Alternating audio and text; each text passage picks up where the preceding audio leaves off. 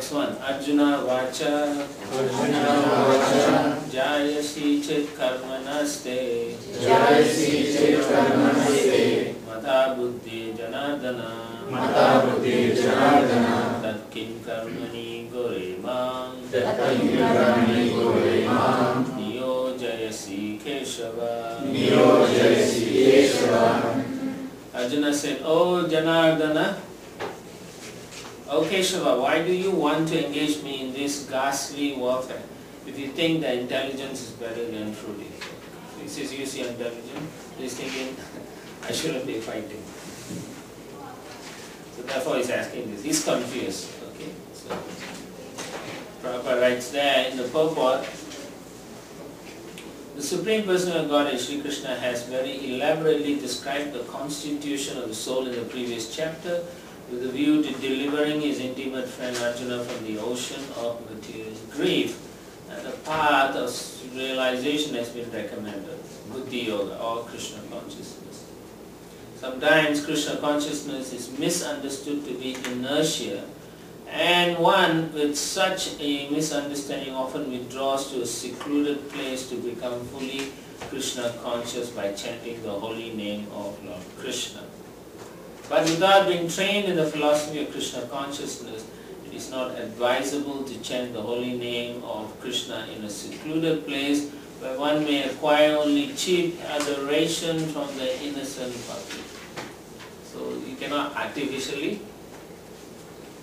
what? Renounce. You cannot artificially renounce. You must train yourself, right? You can't do anything without being trained. So once you are trained, then you can do something competently. So here's the same point. Krishna didn't want Arjuna to go to the forest because he said he wants to go and just perform some tapasya, take silence. So Krishna didn't want that. So the same thing.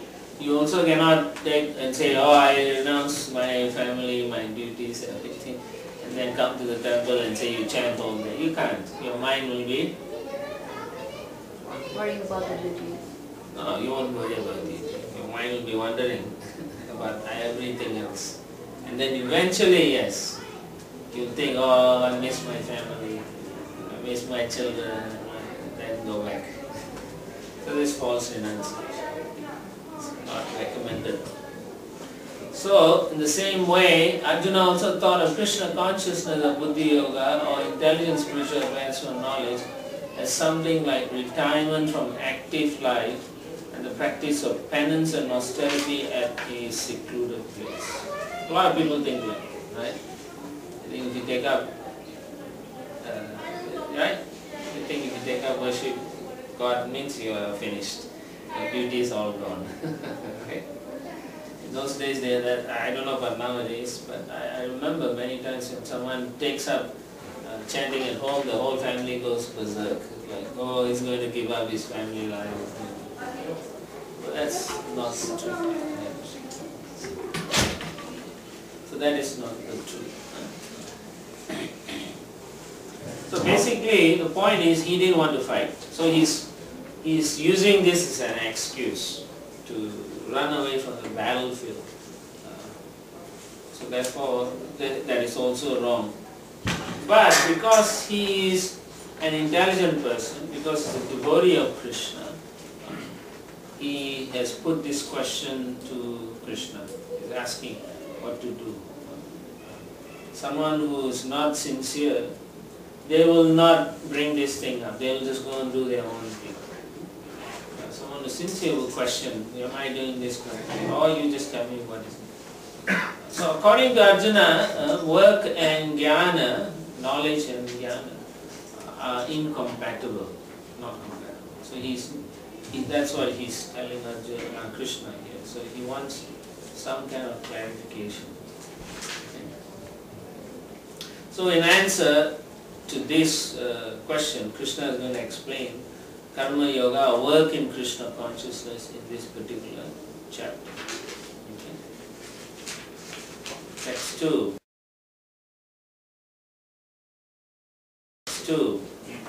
Yamishrineva vakyena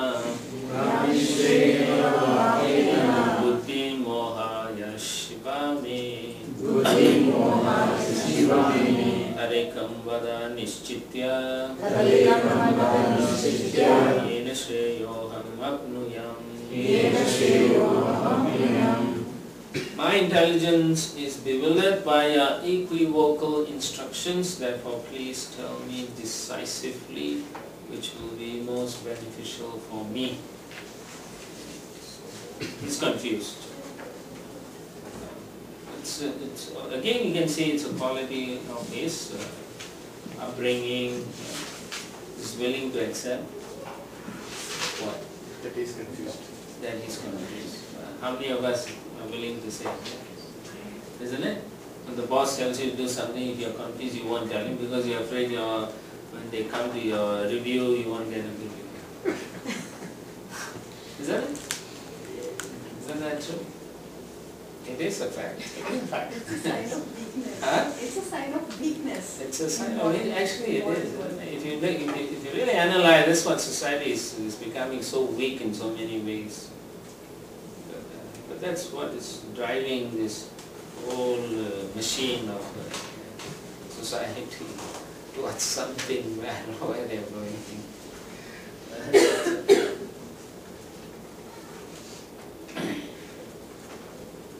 So here, Arjuna is confused basically. There's doubts, compatibility of karma, duty of fighting, and jnana, which is buddhi yoga, based on knowledge of the soul. These two. He wants to know which is the right path. It's like us, right? When you want to do something, you really want to know what's the right way to do. But sometimes when you're too proud to ask, you will just be doing something. Your own way. Yeah, something you're doing, but you know, man, I wish I'd known, but then you continue doing something foolishly. But then many years later, you'll think, I wish I'd asked. Right? You have gone through your lives like that. Right? How many of you reflect back in your college days or your, what is it, GCE, levels or something like that? I wish you had done something better. Right? Yeah. It's like that.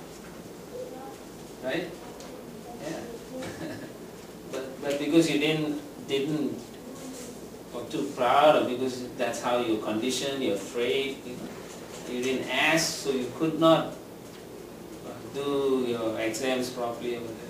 Then 10, 20 years later, it's a psychological thing in your life, you reflect all the time, oh, I wish I'd done it. The next life you have to come back because you still want to do properly in an exam. So, don't worry about all this. Now you have Krishna. Try to see how you can please Krishna, not worry about your past foolishness. So Arjuna is wanting to know, I want to do the right thing. Because he is asking immediately, it goes to show he's a very intelligent person. That's the sign of intelligence. Someone who's less intelligent will think he can do it. A very intelligent person will immediately know he is not capable. He wants to know what to do.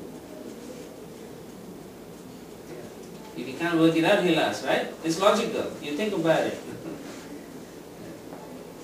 Of course, if the professor says, I want you all to think carefully, you can come with a solution. That's a different thing. It's a test of your faculties or to challenge your faculties, intellect faculty. But in this case, this is war. In the same way, in your work environment also, if you can't do it, just don't worry about it. Don't worry about your reviews. How much can they deduct? 1%, 5%? Regardless how much they pay, they will still pay the CEO 100 million and a parachute. Isn't it? So, it's a joke, I'm telling you. Alright, so one has to be trained properly in any case, whether you're working in a material environment, in some shop, or in a battlefield, or if you are pursuing some religious activity. You must be trained. So similarly, if you are not trained in Krishna consciousness properly, then you cannot go and perform it properly. Not possible. That's one of the reasons why we are having this Bhagavad Gita discussion. So then when you chant, you know why and how to chant. You will also understand that there is duty you have to perform also. And when you chant, you will also understand what are the attachments you can have and what are the desires you can have also. Those will make sense as you progress in your devotional service. Otherwise, it is just show, just a showpiece. Right? You can wear nice, dhotis or saris. No, most of you don't wear saris. That's the other thing I was surprised. At least on Sunday, the ladies should wear saris and the men should try to wear dhoti. Isn't it? Are you afraid? Huh? No, right? What? We can wear kurta, dhoti is a little bit too much. Okay, okay, I want to know why. What is it? It gets to your what? Just not used to it, that's all. Okay, so then try. You have to try sometime, right? Yeah. So then try. I wear it inside the house, but not outside. Yeah, but have you learned the Vaishnava style? No. See, there will be more people coming in future, right? You are the people who are going to be the leaders. How are you going to represent Srila Prabhupada and Krishna if you are not willing to embrace it at this point? If you don't embrace it, how you expect other people to embrace, right? I see people coming in shorts and all kinds of things. Okay, that's fine. It's not nothing wrong, but at least if you're serious about it, then you should first start with yourself, right? At least on Sunday. At least wear a kurta, as you say. First, okay, I'll give you that grace. Right? I do wear it. Okay, wear kurta for at least 1 month, and after that we start wearing dhoti. No, you should. Then the more we wear dhoti, then it looks very nice, and then people will say these are devotees. Otherwise, your tilak, all this. Do you know how to wear tilak? Put tilak? Do you know how to chant the mantras? Yeah, so then why don't you do it? Aren't you? You should understand tilak. You're putting tilak on your body. Then, when you are in any situation, when the servants or Yamaraj come and they see the tilak, they leave you alone. It is stated like that. You wear Kanti Mala, this neck beads, tulsi. If you are devotees, you should wear. If you think you are a devotee of Krishna, then wear this. Right? Now he's thinking. Don't worry, it's for your benefit. Yeah. Text 3. Shri Bhagavan Uvacha Lokesmin Vividanishta Pura Propta Maya Naga Jnana Yogena Sankhyanam Karma Yogena Yoginam. Translation. The Supreme Personality of Godhead said, O sinless Arjuna, I have already explained that there are two classes of men who try to realize the self. Some are inclined to understand it by empirical, philosophical speculation, and others by devotional service. So one is by Sankhya method, the other one is by devotional method. So which method are we doing? Devotional. How is the Sankhya method done? An analysis of the universe. Okay, for example, where is this Karatal coming from? Where is it imported from? India. Okay, then who's the manufacturer? Where is he getting his metal from? Where is the metal mined from? What is the constitution of the metal, atomic? Who made this atom? All the way back to Krishna. Oh, so it's Krishna's making. Then when Sankhya comes to that, then they say, I'll have to worship Krishna. So it's also same path. It's not different. Arjuna is confused, that's why he's asking. So Krishna is making it. Basically, it is a ladder, like a yoga ladder. First basic level, do we have no idea. So, basically before you come to Varnashram system where you accept the scripture and so on, before that you are known as what? If you have no religion, nothing, you are a? No. Shudra. No. Shudra is in Varnashram. You want a marker? He's fine. Basically, if you are not in the Varnashram and you are outside, you are leading what kind of life? No. Materialistic life? Yeah, sort of. You are actually living an animal life. You have no religion, you are leading an animal. So when you come up to the stage where you accept scripture and you follow the rules, then you are considered to be a human being. And then you will do the instructions according to Vedas. So you do sacrifice for some benefit. So that's karma kanda. Then in karma kanda, every time they do swaha, they always say Narayana or Vishnu. Then you say, why Narayana? And he says, because everything must go to Narayana Vishnu first. Then you say, can I worship Narayana Vishnu? Yeah, you can. Then when you worship Narayana Vishnu, then they still do their swaha. Then it is karma yoga. You still want something, but you also want to worship Krishna. So, like that. So this is all yoga ladder. So below this line we can say animal life, and then everything up here is human life. And the first level is karma kanda.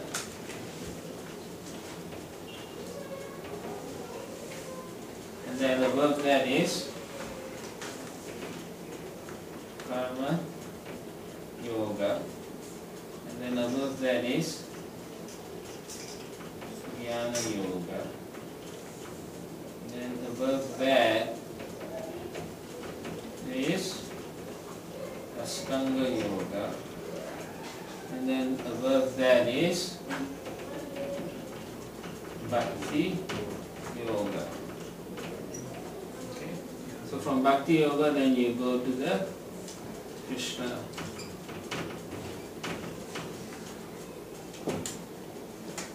So one can do karma yoga and then jump to Bhakti yoga, Jnana yoga to Bhakti yoga, Ashtanga yoga to Bhakti yoga. Or immediately when they meet a devotee, you go outside the street, you meet someone, you give them a book and they say, hey, I like this, can I join you all? Yeah, join us. Come to the temple, chant, and then you start your Bhakti yoga. Isn't there different yogas? Huh? Isn't there different yogas? What I'm saying is this is how it moves up. Okay, yeah, they all use different yoga, but still, it's part of a, what is this? A ladder. It's in the same place. Everything comes to Krishna. Yeah, it leads upwards. If you have sufficient knowledge, yeah, you'll move up to Krishna. If not, then you're stuck in there. Most people go to Ashtanga yoga for? For? The what? Meditation. What were we saying? Don't be afraid. What is it? Mystic perfection. For the body, right? Huh? For the body perfection. Mystic. You know what mystic means? Siddhis. You know what siddhis are, right? Anima siddhi, lagima siddhi, prapti, all this. That means he can travel on air, can disappear. Levitation.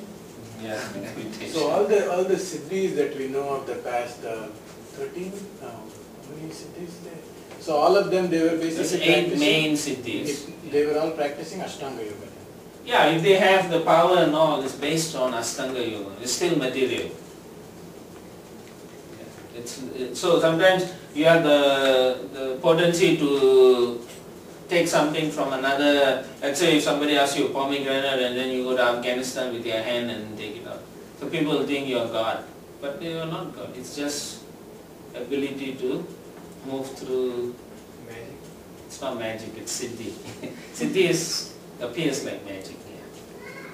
So this siddhis are all still part of the material thing. So once you start performing bhakti for Krishna, then there is a chance there too.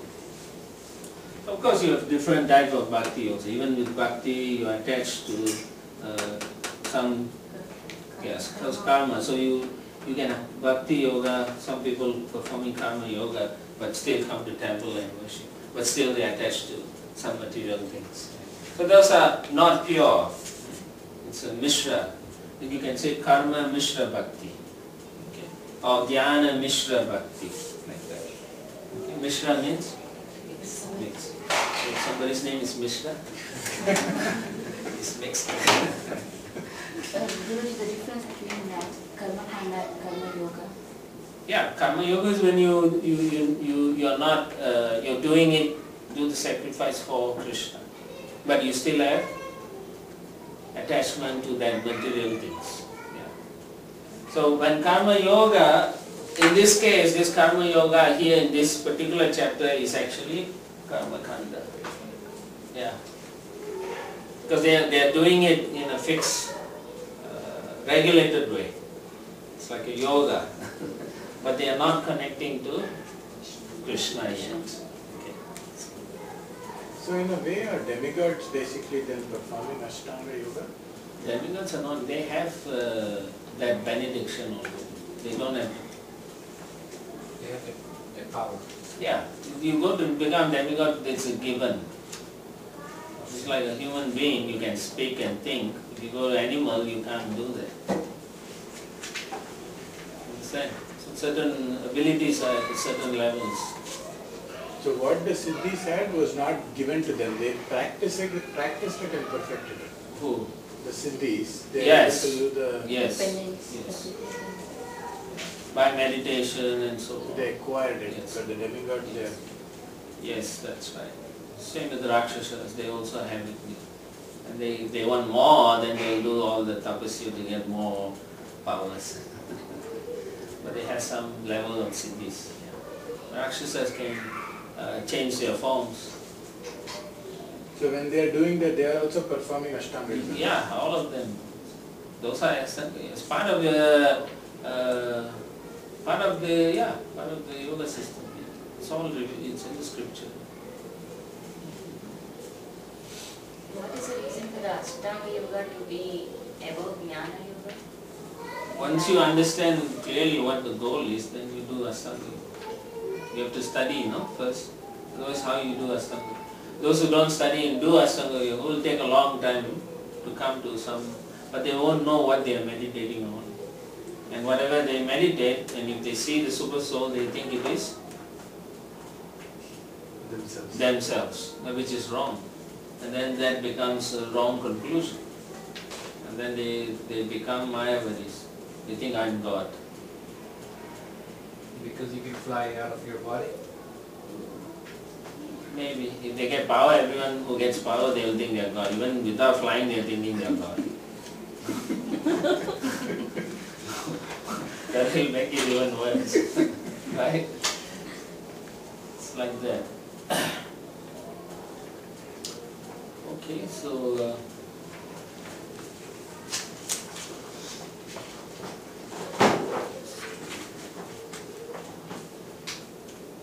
so they are both interdependent. Sankhya and karma, as according to Krishna. If you don't do an activity without knowledge, that particularly when it's connected to Krishna, if you don't do that activity without connecting to Krishna, it is mundane activity, right? Material. But if you have knowledge and you don't do anything with the knowledge, you are still doing nothing important. It's powerless. Knowledge, and if you put it to work, it's powerful. But knowledge, when you don't use it, it's powerless.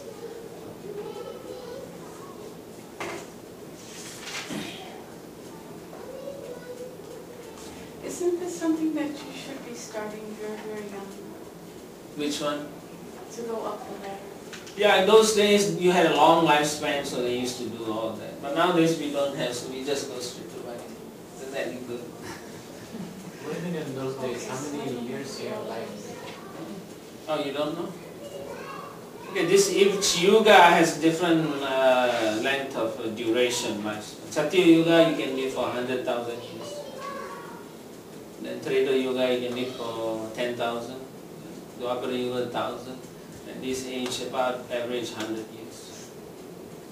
But in the beginning of the Kali Yuga, people used to live much longer, right? They are all from the previous Yuga. That they have long lifespan. And yeah, maybe a few of them can live 300-400 years, but still. So average is 100.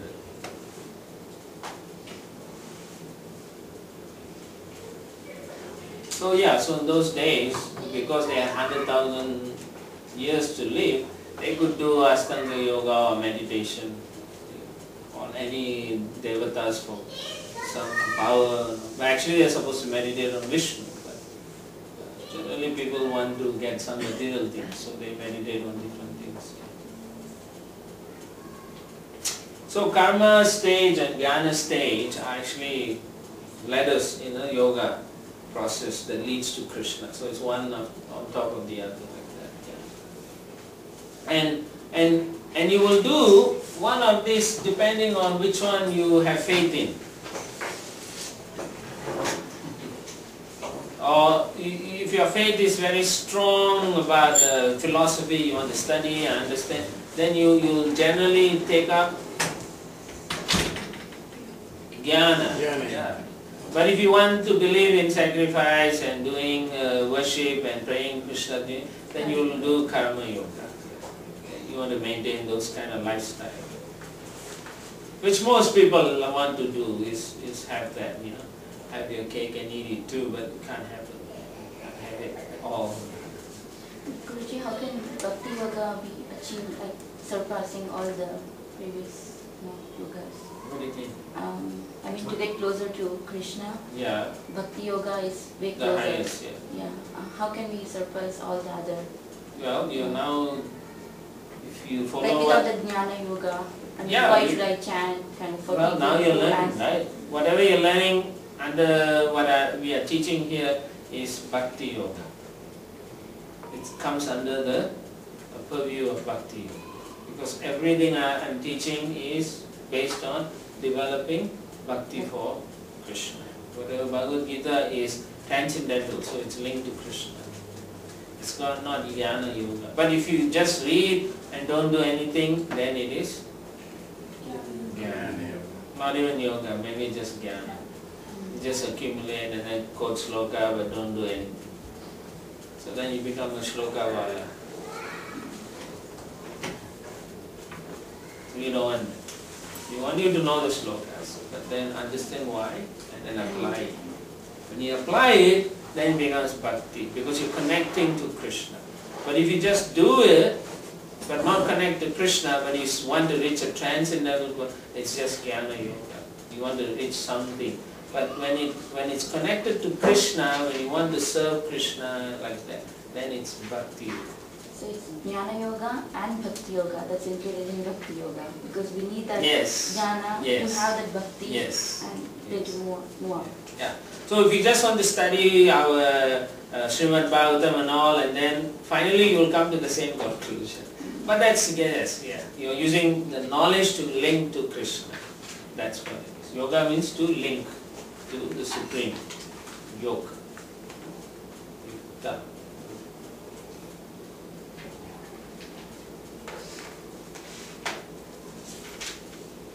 Okay, so karma stage is the platform at which work is recommended.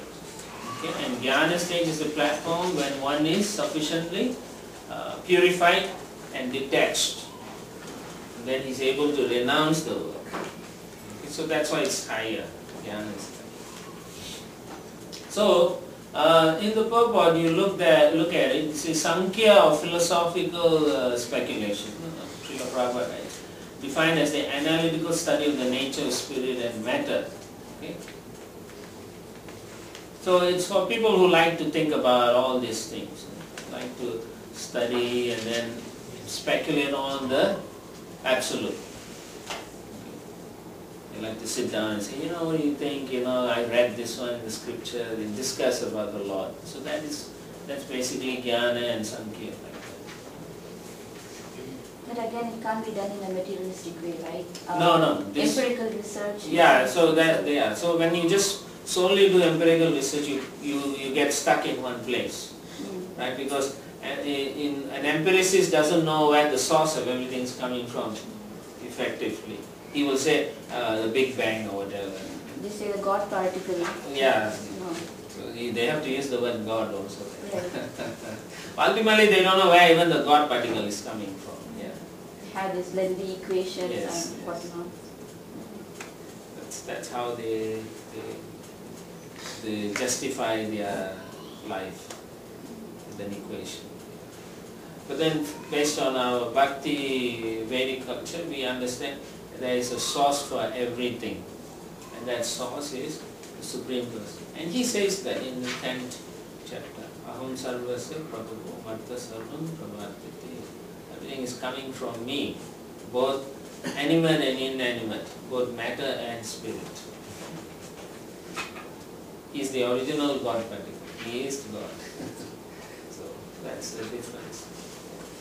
So when one follows Jnana strictly, he should come to the same conclusion that ultimately I have to worship Krishna. See, Jnana will come to the platform where he will say, this is a person who's giving everything.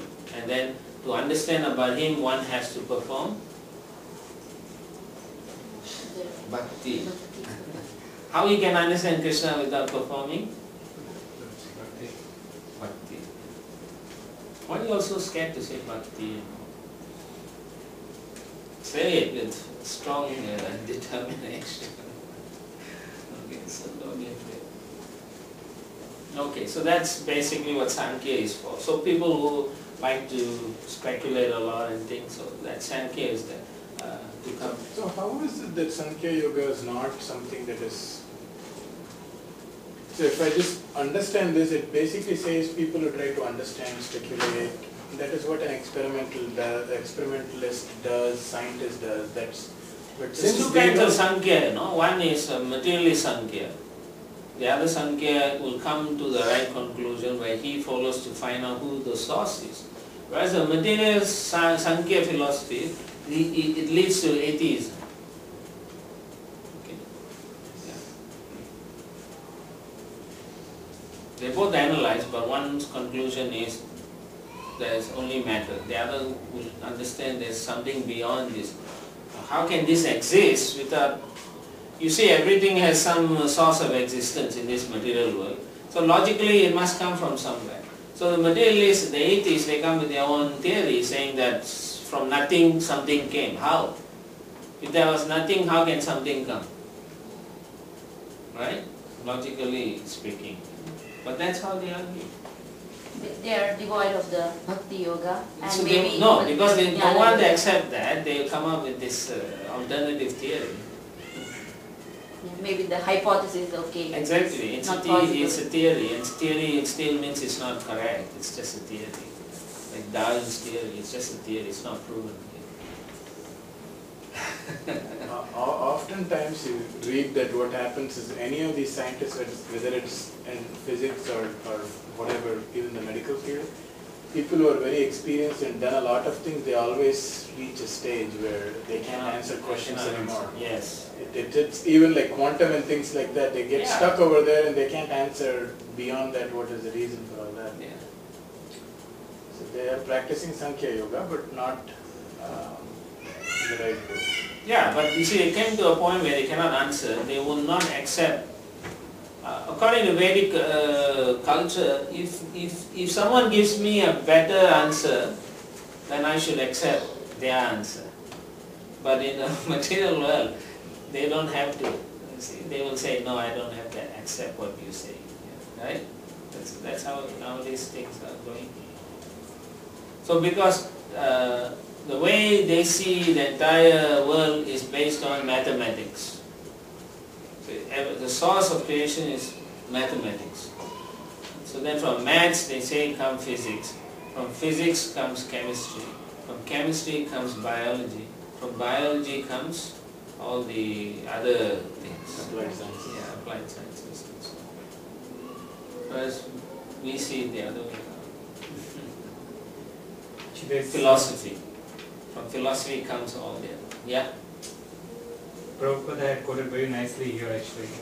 It says the path of Krishna consciousness is better because it does not depend on purifying the senses by a philosophical process. That's what basically... This is at the conclusion, yeah. Of these two paths, right, the path of Krishna is better because it does not depend on purifying the senses by philosophical process. Krishna consciousness is itself the purifying process, and by the direct method of devotional service it is simultaneously easy and sublime.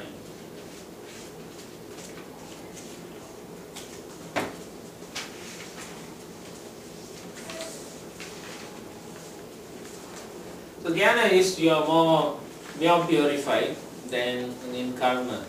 In karma you still want to do some work and get something. Whereas jnana you come to a stage of you can renounce things. So if you can renounce, you're actually higher than the person who can't renounce. That's the difference. So jnana is higher than karma. And so then buddhi yoga used by Krishna means actually direct bhakti or Krishna consciousness. That means you work for the pleasure of Krishna. That way your senses, as he read just now, will be purified. So you're not attached to the results. It's always the results. You're not attached to the results. Okay? So therefore you're not bound by anything. So both this process, Sankhya and Buddhi Yoga or Krishna consciousness are interdependent anyway, because you need Sankhya or philosophy also. Without philosophy, the whole thing is sentimental. The basis of what we are doing is based on philosophy, the action. So if you don't have philosophy and you just do something, it's just sentimental. Okay? And if you just do, or if you just have philosophy but you don't do, it is, what is it? It is just speculation. That's just speculation. Oh, I want to do this. But both must be there. Must be philosophy and must be religion. Both must be there. So you can see in our Krishna conscious religion, we have a philosophy that backs up what we do. If there's no philosophy to back it up, then we are just speculating. And then if we just do some religious activity, then we are all sentimentalists with no philosophy. So therefore, it is independent. Very important. This link is very important. Because what is the ultimate goal? Whether it's karma yoga, jnana yoga, what is the ultimate goal? Krishna, yes. So ultimate goal for any process, or even if you just go by Sankhya, even if you go Sankhya, you still end up having to do bhakti. Yes, you must do bhakti. Without bhakti, you cannot approach Krishna. So that's something you all have to understand. These are Sankhya. Yeah, Sankhya by Kapila Dev in Srimad Bhagavatam is the same as Bhakti Yoga. He goes through the analysis of the universe. Ultimately he says it's all coming from Krishna. So one should worship Krishna. That's what he says. By analyzing everything and studying and so on, you come to that conclusion. Whereas the Sankhya, Kapila Dev that was in a few hundred years ago in India, that guy is an atheist. He completely denied the existence of God. So therefore there's an atheist Kapila and a Tea is coming. Huh? Maybe some of you may have heard of it also. So in another sense, Sankhya is an indirect part, whereas Bhakti is direct, or Buddhi Yoga is direct part. When we do Krishna conscious activity or Buddhi Yoga, we are dependent on Krishna's mercy. Whereas when you do Sankhya, you are dependent on yourself to learn and meet some people and discuss and get the right thing. And then you're not sure whether you are actually getting the right information. That's what, when you have to empirically calculate, that's what it is, right? So therefore, when the scientists empirically trying to research, they are basing it on their senses, which is all defective. Right? Imperfect senses. Our senses are imperfect, right? Correct or not? Is it perfect? No, it's not. You can't even see what's happening out there. We can only infer through what we hear. But we can't understand exactly. Even when we see what's happening, we will come to the wrong conclusion. Right? But there is so much of innovation going on, right? Based on their own analytical system. Yeah, for example, the computer you're using, the chips and all that. Yeah. So, but they're not following this path. No, they're not. Definitely not. I mean, advancement is there, but it's useless when it's not connected to. Ultimately, what is their goal of doing all this? Make money. Yeah, exactly. Why make money? Huh? They think they will enjoy, right? We cannot go beyond the materialistic level. That's it, yeah. As Prabhupada says, if you can't purify your senses, you are stuck here. That's exactly what happens. But isn't that a process of learning something? Yeah, but you're supposed to learn, exactly. But if you don't learn, if your conclusions are always coming to the wrong end, you must then say, why I'm not getting something better from this, right? Logically you will say, but they don't. They're not looking for, and like I said before, an intelligent person will then check other systems to say, okay, what is it that you are finding happiness that I can't get it here? Right? I've gone through this thing so many times, and then I still always, the only thing that I can say is, I'm only making money, but where's the real happiness? So they will have to look at other systems who claim to have success. Then analyzing that, then is the real Sankhya. Correct? Otherwise you are narrowing your views and then you yourself are actually biased. Which is what the modern day scientists are doing. They don't want you, they will say this is the way you have to do it. The scientists will say. And then anything out of this, their definition is wrong. I think in the religion we have always learned that this is the way how to do things. Yes. And in science we do have. They want to be so-called objective, but they are not objective really. If you are really objective, then you should analyze every part. Otherwise you are not objective. You define your realm, right, the boundaries, and then you say, based on these boundaries, this is the theory, and then it fits my paradigm. Then it works.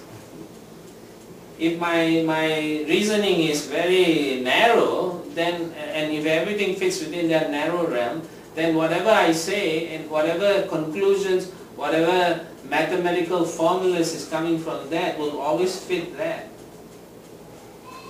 The key is the boundary conditions. Huh? The key is the boundary conditions. Yeah, but they will define that. You will see when you talk to a scientist, they will talk some level, then they will say you don't know, because you are not pure science. That's it. This is pure hardcore. The rest is not. So it's kind of funny. But if they are very open-minded, they will, like you said, many of them agree, yes, we can't answer this. But anyway, for us, We are actually, Vedic culture is very open in the sense that we won't disturb any other people practicing whatever they want to, but we can offer anyone anything. If they want to come and learn, we can offer that. That's the beauty of Vedic culture. So there's already a path that has already been experimented and defined and has been known to have success. So this is what we are giving to everyone else. If those who are interested, good, come and join us. But if you go any other processes, they will not. They're just a limit. It's a fact. It's a fact. And that's one of the reasons why India also collapsed, because they didn't mind any others coming in. But then at the same time, they didn't know how to filter. Right? So when Alexander the Great came to conquer, he couldn't do it. And then who came after him? The Moguls, right? The Moguls conquered it. Still they couldn't change the culture. Because the basis of culture is Vedic lifestyle. And then the British came, they knew you have to break the Vedic. So they started destroying the Brahminic culture and saying all have to go to Christian schools. Still they couldn't break it so much. So finally McDonald's came and wiped it all out. With the TV, advertisement, everything, right? Now there's no culture. I think there's no culture in India. There's pockets of cultures in India. And if you analyze, it's great. When they live the lifestyle, it's solid. It's a good lifestyle. People are peaceful. But when you have materialistic things, they claim to progress, but actually what is the progress? The more they progress, the less they wear clothes. So how can it be progressive? Think about it. It doesn't fit what I have a question. Yeah. Isn't the ultimate goal to attain peace? Yeah, but what is peace? What is your definition? Isn't it different to different people? Yeah, that you can say peace in a material level, or peace, if you can get eternal peace and you get a temporary peace. You got a headache, I give you a Panadol and then you say you're peaceful. Does it make sense? You can't say, yeah, for a short period. And then I'll do something else to again, search for peace. Yeah, so, and I'm telling you, I already have the solution for peace. Why would you want to go looking when the solution is there? So there's, as I already said, it's already been done, accomplished already by so many sages. The idea here is we have a solution for ultimate peace. Why would you want to research again? Why don't you try it first? If it doesn't fit your lifestyle, then fine, then go looking for your peace. That's Vedic system. We never force, but we tell you we have a system that works.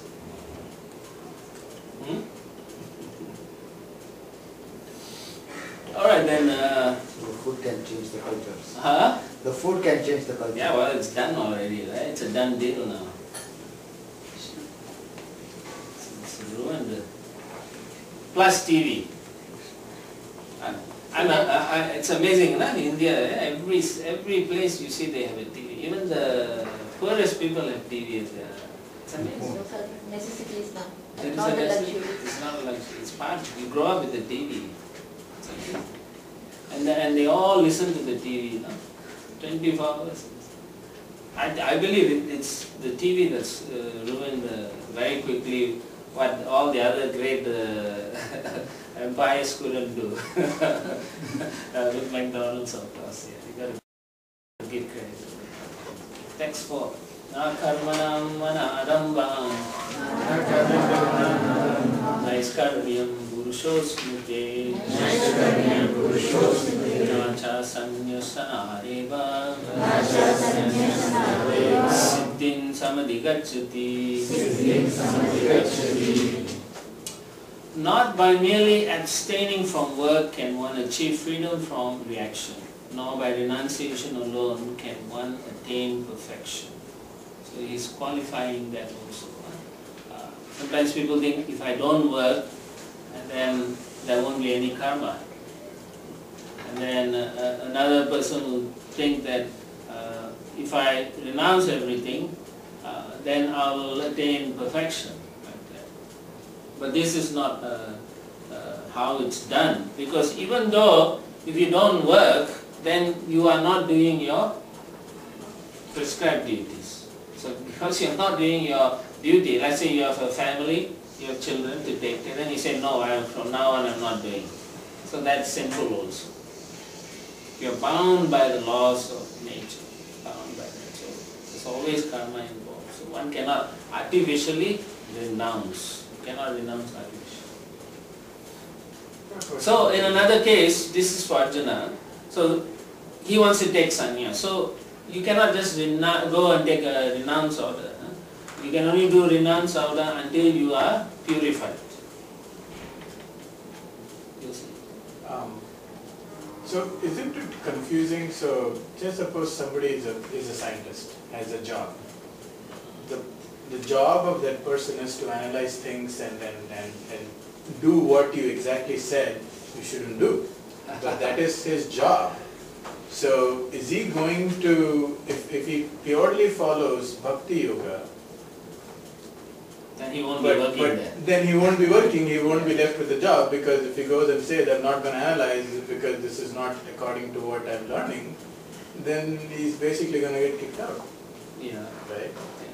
So then he'll be isn't he going to be confused? I think I'm speaking for some of us. Including They won't me. go together. They won't go together, that's what. They won't, it's basically going to be a major conflict in your mind. Yes, once you understand this philosophy, it will be a conflict. You'll know. But at the same time, if you're very intelligent, then you will only work in that environment that will allow you to also perform your bhakti also. Like remember I said, you can do so many things to purify that activity. One way is you give 50% of your pay to Krishna. That way there's no karma involved like that. Just an example. I'm not saying you should. Like that. So there are systems where you can purify your activity also. But if it conflicts, for example, that some scientists have to kill animals to do research.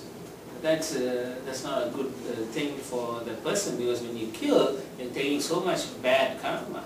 So to continue to do that, and then you will go crazy. So therefore, better to change your profession or change another job where you don't have to do those kind of killing. Maybe he's doing it for the larger good. You know, somebody doing the research, sometimes, yeah. Again, if they are doing their work with all that sincerity, it can lead up to the bhakti, and then again ultimately. Yeah, ultimately you have to give it up. Yeah. And again, the other concept of not worrying about the results, right? Capitalism works completely differently. Bottom line is it's all about the results. You can work hard, do whatever you want. Basically, the capitalism nowadays is atheism actually. It is. So, if you take away that capitalism from that, then people will be satisfied generally, right? You won't have a pay job that is $100 million for, how many, for example, how many chapatis can you eat? $100 million. Right? If you can only eat 2, then even if I give you $1 billion, you can only eat 2 chapatis a day, that's about it. I think it's the desire that people want. I know, but this is artificially made, nah? Yeah. So if everybody in the society understands we don't need all of that, then broad spectrum, everyone gets a maximum you can earn. Let's say the government says $1 million, then you'll see.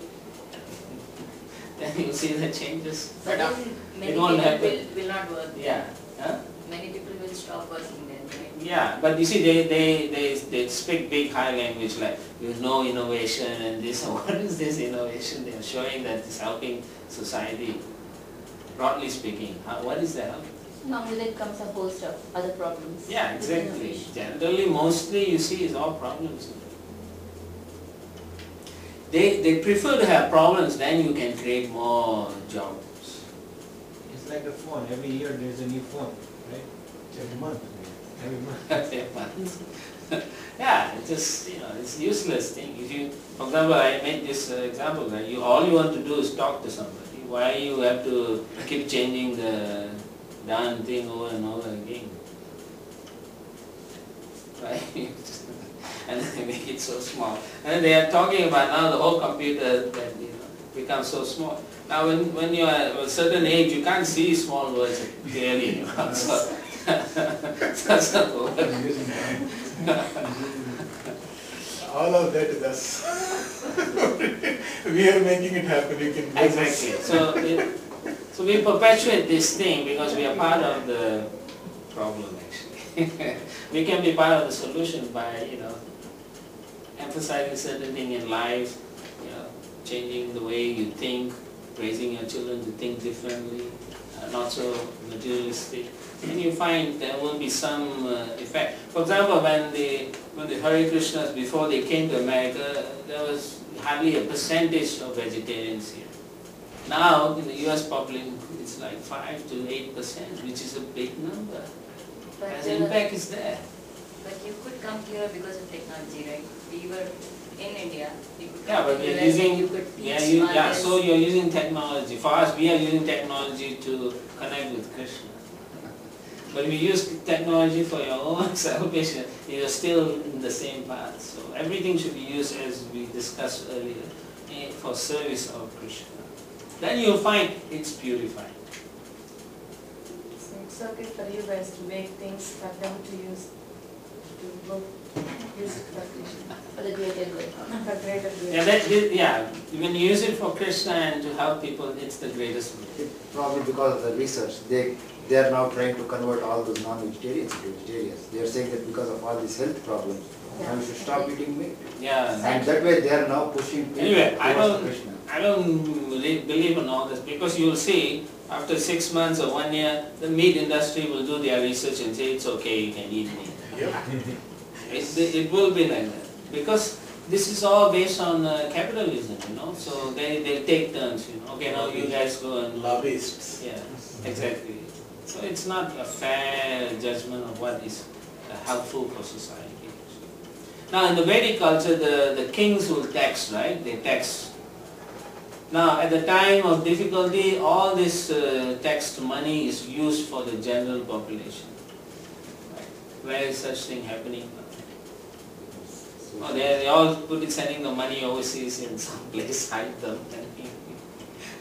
So essentially they have no reason to help anybody. That becomes socialism. It's a bad word here. Yeah, you can't say, but actually it's all covered. Each one is covered. You can't use it, of course, then they'll throw you in the thing. Then I was speaking to my brother the other day, and he was saying that they caught these Boston bombers, right? And they said they had all their communication recorded. So the FBI had everything, no voicemail, everything they had. So then they interviewed this FBI, some senior guy, and he said he's retired. So he said, yeah, every single person who makes phone call, it's recorded actually. If we want, we can get the data. So they have the technology already. So, but what is the purpose? They're only worried about who's going to, blow us up. But nobody is saying, let's stop all this and go back to a peaceful life. No, it won't happen. You cannot have a peace in a society where you don't trust one another. But if you have Krishna as the center, or the God as center, then everybody feels that they have to serve God. Then they won't see the other person as an enemy anymore, because it's between you and God. See, that's why if you're selfish, then everyone is your enemy, because you're competing for the same economic resource I have. I'd rather kill you or bomb you. No, that's how you will think. Essentially, that's animal thinking actually. He is the common thread. He is the common thread. Yeah, exactly. It's the one what they play this game, right, where the man in the mountain, the king of the hill, is it? Right. So he'll stand on top of one another. Whoever comes, he pushes and then pushes like that, so nobody can come to the top of the hill. That's what this modern society is teaching everyone. It won't work. You can see, kids are not happy. They take guns to school and shoot few people. And then the parents are happy after that. I mean, they're not happy. It doesn't work. The society, the way they are doing, it's not working. But they can't answer that because they don't want to answer. Okay. Realistically, it seems like it is going a great guns. If you look at last 50 years and see all the progress that has been made. Yeah, but you see, I tell you what, whatever you see is statistics. Statistics can be manipulated. I can go and do research and I can only do find certain things to put in my statistics. They are so good, I'm telling you. If you read, you cannot see any problems. But actually, for example, average lifespan, they say is very high, right? But how many children have been aborted over the last 10 years, 20 years? So if you add all that, children, average age will go down actually. Right? Yeah, but they don't. So it's very intelligently conceived, all this. You are living in a plan or some of these most devious minds in this world. But to change, it has to come progressively. That's why you need to chant, you need to do that. It will change the atmosphere. It will have a positive impact in the long run. So we need to do that. Therefore, reading Srila Prabhupada's Bhagavad-Gita will give you the tools by which to purify yourself sufficiently and make the right decisions. And not get worried whether this is going to help me or not. Whatever you do for Krishna is guaranteed to help. Remember, Swabhamasya dharmasya atayata mahato vayat. He says that in a second. Little bit if you do devotion will help you at the time of death. It's more important than whatever else people do. So you can only accept a renounce order when you are purified from the prescribed duties and so on. Otherwise you cannot give up your prescribed duty. Now, everyone is supposed to do a certain duty, so why? Then you can advance consciously, your senses will be purified and so on. That is the reason. It's a matter of going higher and higher consciousness. So that's why that it is set up like that in the Vedic culture, so that we ascend in our consciousness also. By doing this prescribed duty, what is prescribed? Prescribed like some sacrifices, this and that in the Varnashram. You do that, it purifies the food, it purifies your action, and ultimately you can understand who Krishna is. When sufficiently purified, you can understand. If you are contaminated by so many material desires, you cannot focus on pleasing Krishna. Therefore, this purification process is very important. Our prescribed duties is important. So, in those days it was clear what the prescribed duty is, what a Kshatriya has to do, and what a Vaishya has to do. Nowadays, as I said, we all have mixed modes, so it's kind of difficult. So you have to, as you get together in your life, you have to do certain things, certain duties for your family, certain needs are there. You need a house, yeah, good. You need a car to travel, yes, good. But then at the same time, you just need a good house. You don't need like a 10-story bungalow or whatever, or you don't need the latest BMW or Mercedes Benz. You don't need that. You need a good car. That's about it. So when one understands what is right to do, then you will act correctly within the boundaries of Kali Yuga. Right? Otherwise, chase. He has a car, he just bought last year, I should buy one of that. Condition to compete. Yeah, they want people to compete. They want. The Joneses, the Smiths and all, now it's the I don't know, Patels and this and that. Right? So it's like that. Yeah, so we do so that at the time of death, even a little bit will help us. Now, if the sannyasi is not, if the sannyasi, if let's say today you go and take sannyas, then you become a disturbance to society. Because You understand what I mean? Yes. You don't even know how to control your senses and so on. And then soon, after a while, you think, where's my wife, I was happy when I was with my wife. Now I'm like sannyas, I don't have company and all. So that is disturbing. When you are sufficiently purified, then you will live family, everything properly. So therefore, we don't just, when in Hare Krishna people think they join, they become sannyas. No. Nobody is allowed to take sannyas. It's very strict. You have to go through many years, and then also the wife must give a letter, yes, I allow my husband to take sannyas. Yeah. It's not like, people think you just take sannyas. Because we also go through the growing pains in the early days, so we have seen problems. Now it's very strict. The people must be sufficiently purified. That means, sannyas means his focus is in preaching and his focus is in only Krishna, dependent on Krishna. Completely dependent. So then that person is completely in the bhakti, 100% bhakti. Yeah. He's only thinking of how to serve Krishna. How to serve. He's thinking how to help you all in your Krishna consciousness. He's not thinking about his own welfare so much anymore. That is sannyas. That is self-realization. Yes. That is, you realize now. Yeah. So there are many levels of sannyas also, but still that is sannyas. And then if you are not sufficiently purified, then you will have sinful reaction because you prematurely give up your duties. So that's the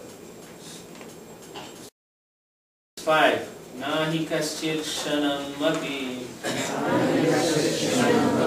jatu tistati akarma krit karyatehi avasha karma sarva prakriti jayar gunai. Everyone is forced to act helplessly according to the qualities he has acquired from the modes of material nature. Therefore, no one can refrain from doing something, not even for a moment. So you know that, right? When you are at home, sitting, your mind is running, then you know you don't want to go on the internet immediately when you watch, then you go back on the internet and go this. So your nature is forcing you. Even though you told yourself, I don't want to go on. And then before you know, in 3 hours you're on the computer. So this is, everyone is forced to act because the modes are pushing you. The material modes are, because of you are also made up of the 3 modes. Sattva guna, Raja guna and Tama guna. We are all made up of that. So some of us have more Sattva, some have more Tama, some have more Raja guna. But we are mixed.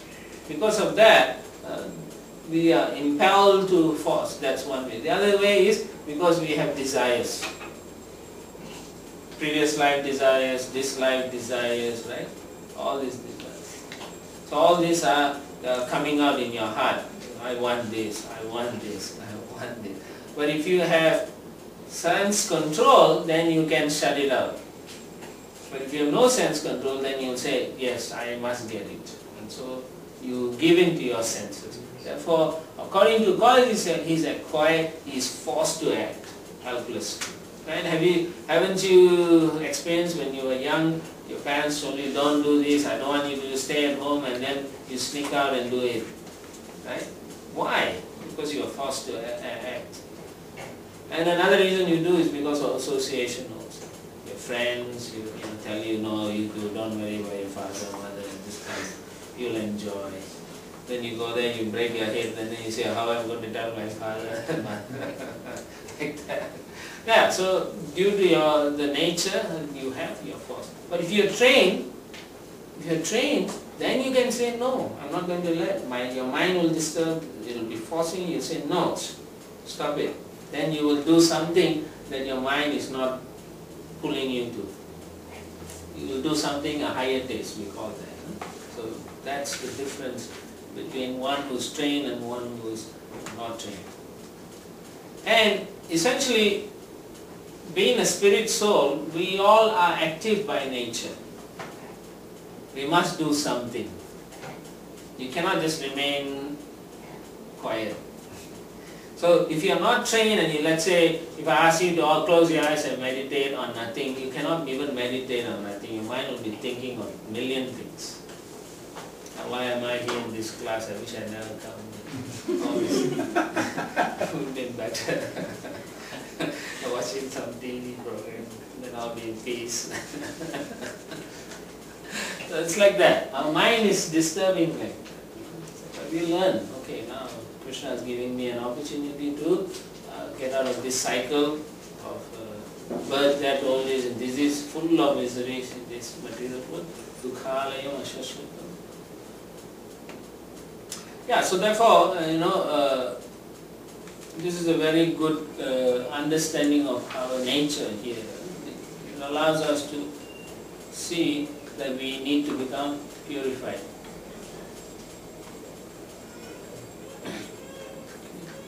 So Prabhupada writes in the Prabhupada, it's not a question of embodied life, but it is the nature of the soul to be always active. Always active.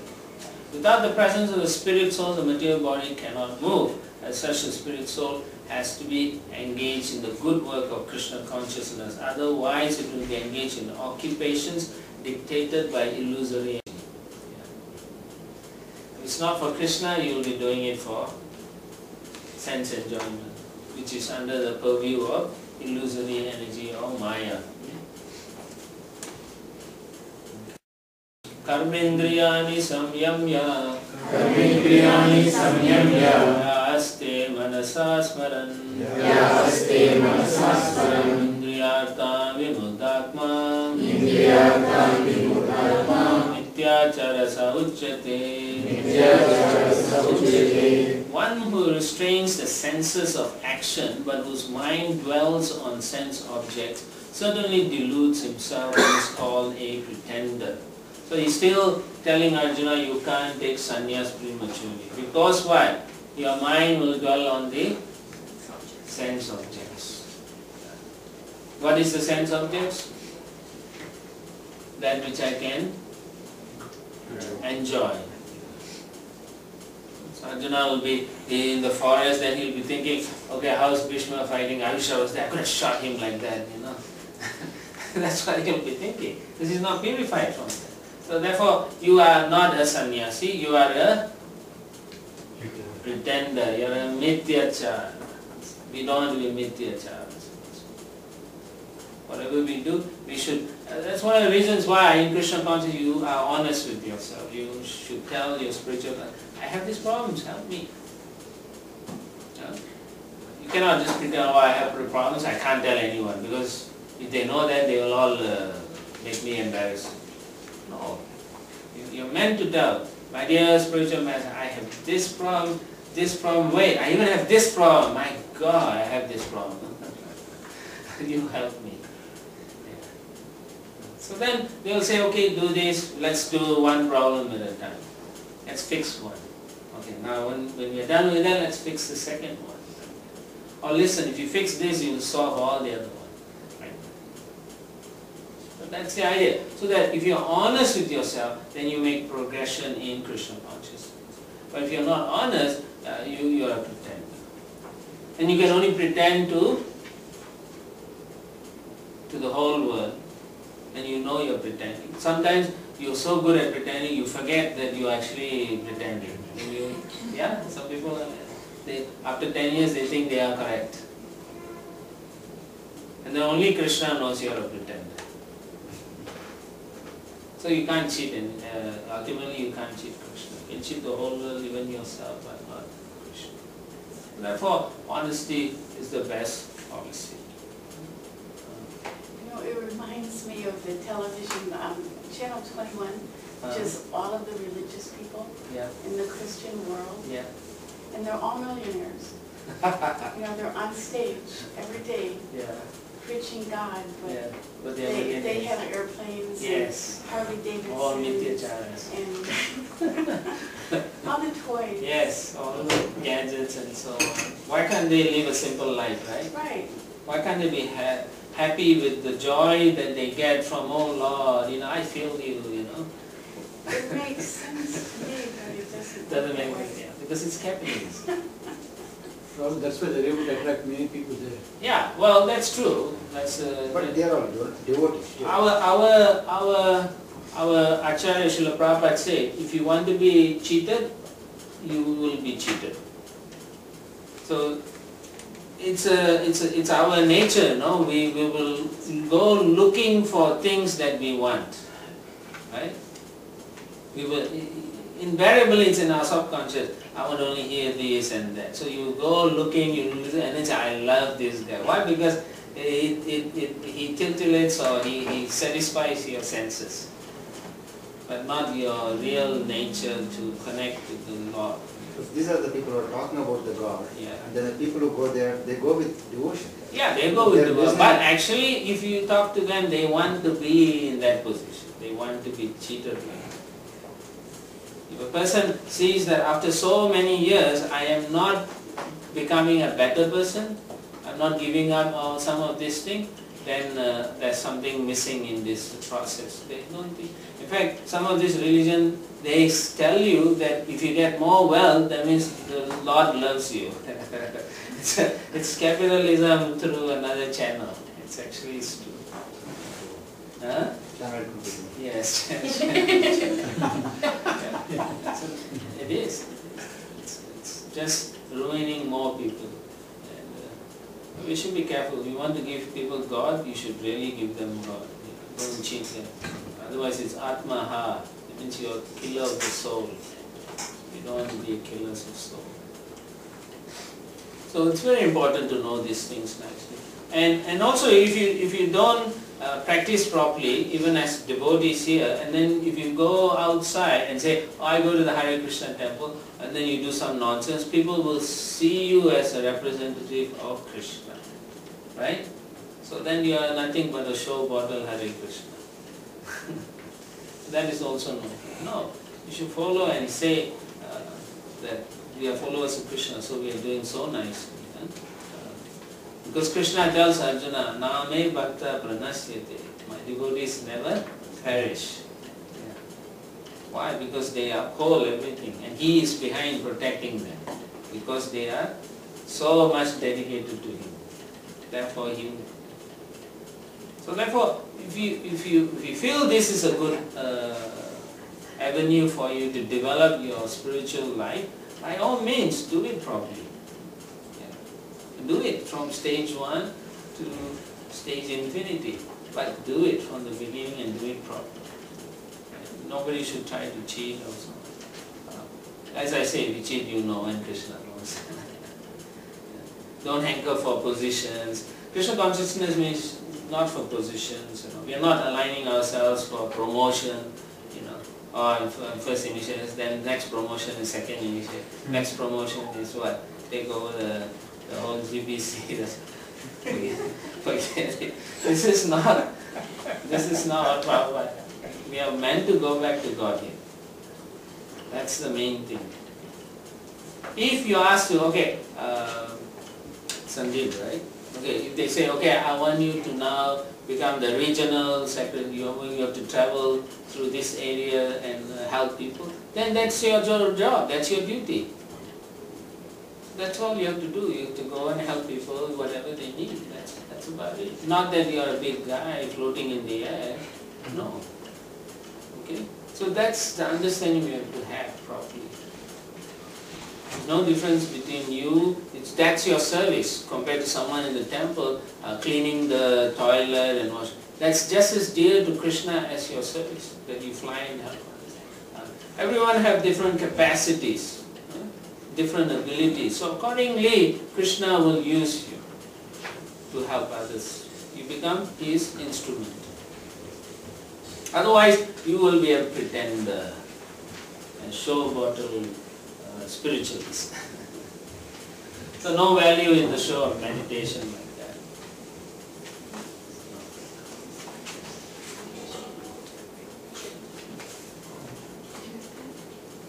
So then we see, like you said, channel 21 or whatever, 21. Okay. So then they are the greatest cheaters because they speak so much philosophy and they can't live their life. If you want to know about those great Christian sages and so on, read the life of Francis Assisi, you know. You see how he comes from a wealthy family, he gives up everything. Saint Francis of Assisi.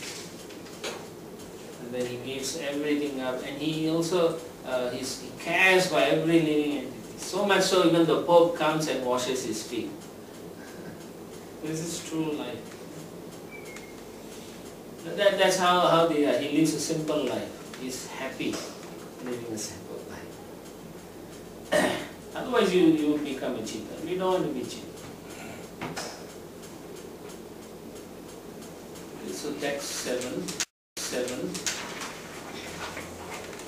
Yastu indriyani manasa yamya rabate arjuna indriyai karma yogam ashakta sa vishishyate. On the other hand, if a sincere person tries to control the active senses by the mind and begins karma yoga in Krishna consciousness without attachment, he is by far superior. That means, for example, you Arjuna, you want to go and take sannyas. But if a sincere person who is a grihastha, he is controlling his senses in the family life, and then he is praying to Krishna without attachment to the results, he is better than you, Arjuna. He is doing his duty, he is taking care of his family. He is better than you, Arjuna. Why do you want to be a Mityachara? That's what Krishna is saying. You understand? So sannyas doesn't mean you have to take a danda and go to Goa. It means it's in the heart, in the mind. You renounce inside. No attachment. That is real sannyas.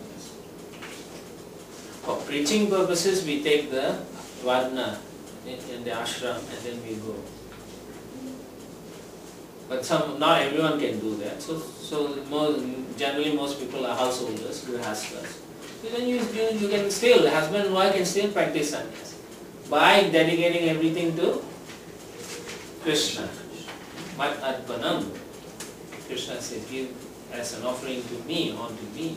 That's how it should be. So Krishna appreciates a sincere householder than a Mityachara sannyas. So what is the prime goal of for us? What is our goal? Please Krishna. Yes, we want to please Krishna. So Swartha Gati, or goal of self-interest. And that is to reach Krishna or Vishnu. That's what our goal is. The only way you can reach there is you must be free from bondage, attachments, all this. Then you can enter the kingdom of God. So that's why in the Vedic system they always had the Varnashram system. So it helps everyone. The Shudra, the Vaishya, the Brahmana, the Kshatriya, everyone has a duty to do, and each one help each other to ascend, to come to the highest. The Shudra will serve all the other ashrams. Because they are doing their duty serving others, they also go back to Godhead. He doesn't have to become a Brahmana and then go. No, that's how the Varnashram system is designed. By service, not attached to his results and so on, but he's willingly serving the Brahmanas, the Kshatriyas as a service for Krishna, pleasing them. He gets whatever little he gets or whatever is offered, and he's happy. Once you're satisfied in that level, you can leave your body when you're dying back to God. So Shudra can go back to Godhead, and a Brahmana will go back, and they will go back to the same place. They say, hey, I remember you in the material. Okay, let's go and serve Krishna. Like that. So far in chapter 1, 2 and then the third chapter, Krishna has not spoken anything about himself, right? No. He's just talked about... Yeah, because this whole section, remember the first 6 chapters is based on karma yoga. So it's all based on action, what you do, duties and so on. So then in the middle section he will highlight about himself. dominant. That is where the bhakti comes in. That is Yes. where he talks about himself. Yeah. Oh well, in the 4th chapter he'll talk about himself. The very first time he'll say who he is. Like that. Okay. So when we look at when we say we are a sincere devotee, that means sincere means you are willing to follow the Shastra. Okay, that is a sincere devotee. And then you will do your day-to-day activities without being attached to the results. But you do it. Feed your child, make sure they are going to school, everything, drive them, drop them. You do that. But you're doing that so that they will become devotees for Krishna. That's the reason you're doing it. You can see the difference in what material life is and what the devotee thinks. Yeah. So that's what we mean by purifying your actions. The focus is always connecting to Krishna. Nirbandha, Krishna Sambandha. So is the ultimate goal self-realization or pleasing Krishna? Pleasing self or both are the same? Yes, pleasing Krishna. You will realize that you have to please Krishna. That is your self-realization. You realize that I am a servant of Krishna and my duty is to please Krishna. That is something. So, so then, of course, here in the purport, Srila Prabhupada says, a sincere sweeper in the street is far better than the charlatan meditator who meditates only for the sake of making a living. There's many people like that who do. Yeah. Prabhupada gives an example when he was a young householder. He used to see from his house into a place where people were living. So he said one man used to live in the house. Every day he will wear the sannyas vesh and go out to the street begging and so on.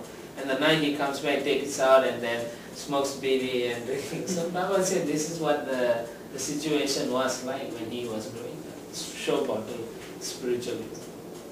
Alright, I think I'll stop here because it's getting late. And hopefully tomorrow we can go a little bit more quicker. The main focus we have to do is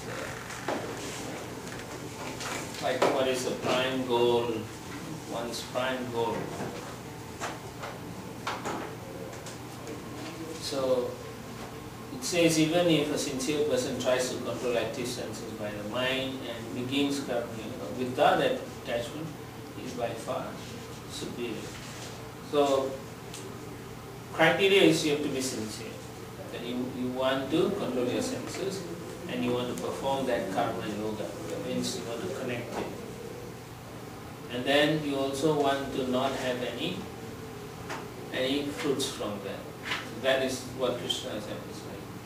So then in the Prabhupada, Srila Prabhupada says, if you know the goal properly, your self-interest, then the goal of yourself, then you can actually focus on basically. And that's why it's important. Generally most people don't know what their goal in life is. It's a fact actually. Up to a certain point they understand. In those days, 50 years back, people knew what they wanted to do. I can tell you this really clearly. When we grew up, we knew what we wanted to do. Now you meet a high school kid, you ask them, what do you want to be when you grow up? They don't know. Then they go to college, you ask them what they don't know. And then when they are about to finish, then they are desperate in trying to figure out what to do. I wanted to be a monk and I wanted to go live on top of a mountain. I never got Monk. My mother told me I couldn't be a monk because I was a girl. What was the mention of killers of the soul? Atmaha. What is that? Atma. That means Atma is the soul. Aha means killer. So Atmaha. That's what Atmaha means. That means if you don't use your opportunity in the human body to go back to the spiritual world, then you're basically killing your opportunity. Right? So therefore, such people who lead others to a spiritual suicide is called Atmaha. Yeah, you were saying? Yeah, like growing up, It's very difficult now for the kids because they have too many options and choices. That may be true. Still, they don't know what to be. They don't understand how they can contribute to society at all. They're not even thinking about contributing to society. Their whole life is focused on what they can get out of this whole system. Not all of them. But maybe that is age. Well, in general, yes. Maybe 1 or 2 people are not like that. But in general, yeah. You mean service oriented? Huh? Service? Yeah, that is also not there nowadays, unless they have been brought up very nicely to perform service. But otherwise you don't find. So to be sincere means, one of the criteria to be sincere means one is following the scriptures strictly, not just give it lip service. To follow it nicely, that is called sincerity. Control life, basically. So we are on 7, text 7. We're just going over it. We finished it. We're just brushing it. So, and then Srila Prabhupada then in the Prabhupada says that therefore, if a householder, he does it sincerely, then he's better than one who is trying to cheat, like a false spiritualist or sannyasi. So that's the thing. You can live a controlled life very nicely.